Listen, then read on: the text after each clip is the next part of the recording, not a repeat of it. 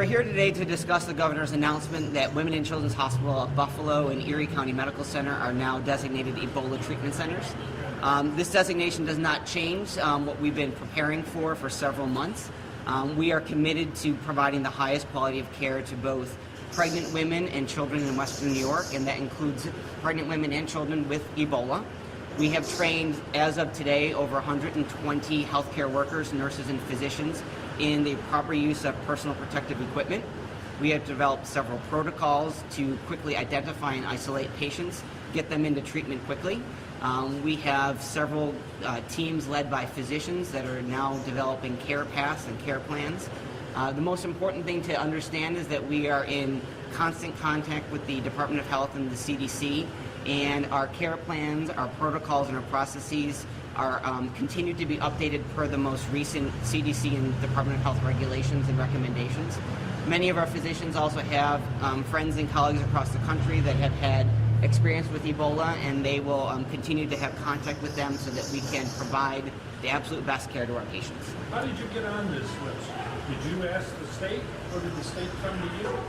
The state has asked all hospitals across New York State to be prepared to care for an Ebola patient, and they approached us recently to say that asked us if we would be a designated center. And basically what that means is it's going to provide us even more support and resources. So we certainly welcome this. We are committed, as I said, to provide the best care to patients, and this designation will allow us to provide even better care to our patients because we will have even more resources at our fingertips. How much change anything for you at all? This does not change anything. We've had processes in place for several weeks. We had started planning and training employees in the use of proper personal protective equipment for several weeks. This is just a continuation of what we've been doing. How many isolation units do you guys currently have at ECMC and here at Children's? Here at Children's, we have 2 isolation rooms in the emergency department that are used to quickly isolate a patient with the appropriate warm and cold rooms associated with that. We also have 2 rooms in an area adjacent to our ICU that have been retrofitted with some renovations to become negative pressure rooms, and again with the appropriate warm and cold rooms. So the areas that we have, the 2 in the ED and the 2 in the adjacent area to the ICU, are fully compliant with the current CDC recommendations. You have an interesting situation here because of your NICUs, which in a sense is the reverse. In that case, you're trying to protect the patients from the doctors and nurses. But does that make you more aware of safety protocols and so forth? We are intimately aware of safety protocols, and we are using the CDC guidelines, which state that you want to limit the number of healthcare providers that would be entering the room, and limit the areas where the patient would be in the hospital. So our philosophy is we isolate the patient and we bring the resources to them. So if it's a pregnant mother, we will bring the appropriate OB and NICU resources to her. If it's a pediatric patient, we will bring those resources to them. If they require a pediatric subspecialist, they will come. But the idea is to keep the patient in the same area, bring the resources to them, and treat them as best as we can. You don't want the tent in the airport situation that they had with that nurse from there. Correct. We will be providing patients care in areas of the hospital that are designed for patient care. If somebody in Western New York had Ebola, they would be going to one of these 2 hospitals anyway, right? So what is different? The difference is that before the designation, there was a option or potential that these patients may be transferred out to one of the other designated Ebola centers. What I've been communicating with the staff is that the decision as to how to best take care of a patient when they arrive in the ED is going to be a decision that's made in conjunction with the Department of Health and the CDC. And that decision is likely going to be made in the context of what's going on across the country. Therefore, if we have one other Ebola patient in the country at the time of the presentation here, a decision may be that they will go to one of the CDC designated centers. But the bottom line is each case will be handled on an individual basis in conjunction with the CDC and the Department of Health. What is the bill for all this? Excuse me? What's the bill for all this? The bill for all of this is being paid for by Kaleida Health, by ECMC, support through the Department of Health. So the renovations that have taken place are completed and paid for. One of the cases, they were in an ambulance riding around. The patient had it. Do we use the chopper upstairs if we wind up with somebody here? A lot of the transferring a patient in, and the safest way to do that will be based upon the patient's current symptoms at that time.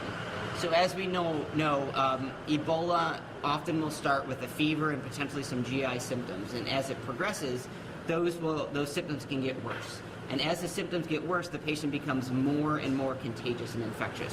So based upon the presentation of the patient at that time, again, discussions will take place with the Department of Health and the CDC, and the determination will be made on how to best transport that patient to the most appropriate facility. Are you guys now working with the airport in any way, or airports in the area in any way, in any different way?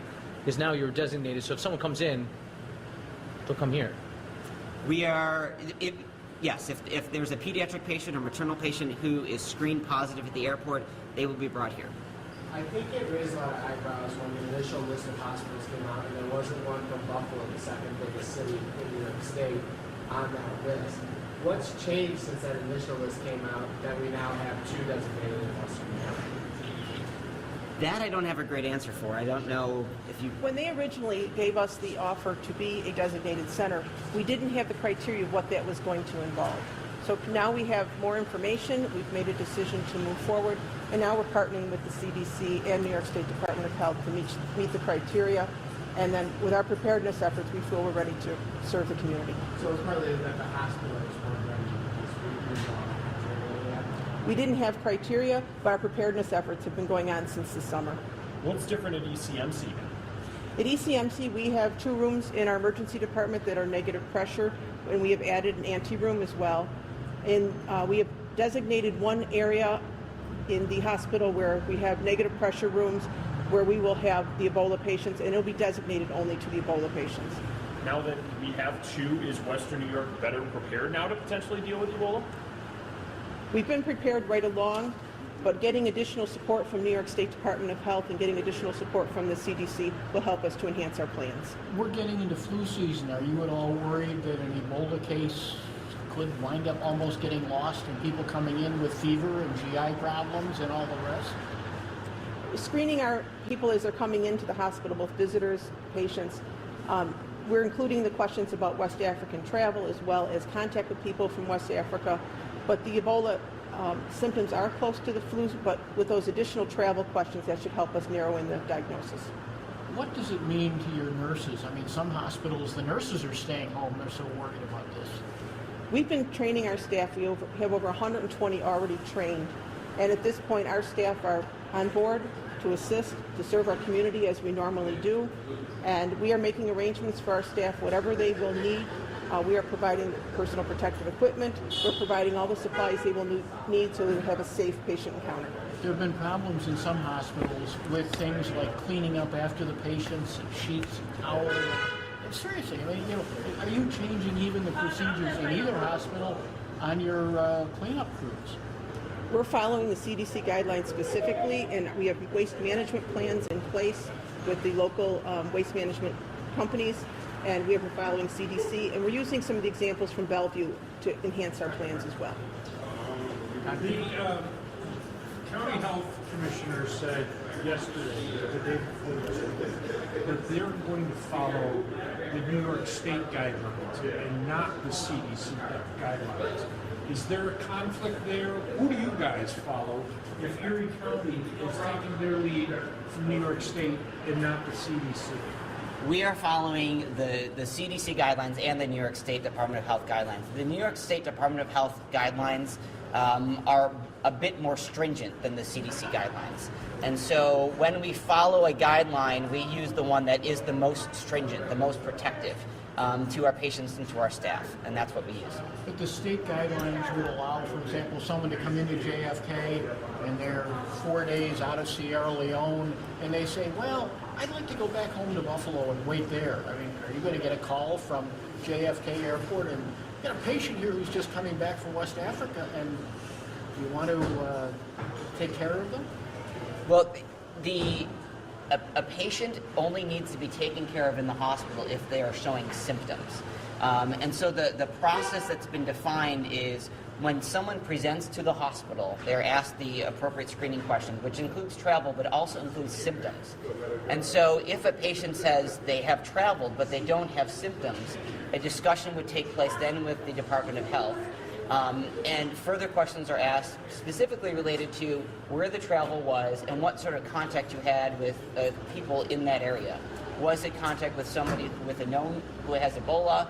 Was it contact with somebody who was with somebody else who had Ebola? What was the degree of exposure and the risk, associated risk? Based upon the answer to those questions, in conjunction with the Department of Health guidance, we would determine if that patient needs to be contained and isolated within the hospital, or if they could be sent home and quarantined per the CDC and the Department of Health regulations at that time.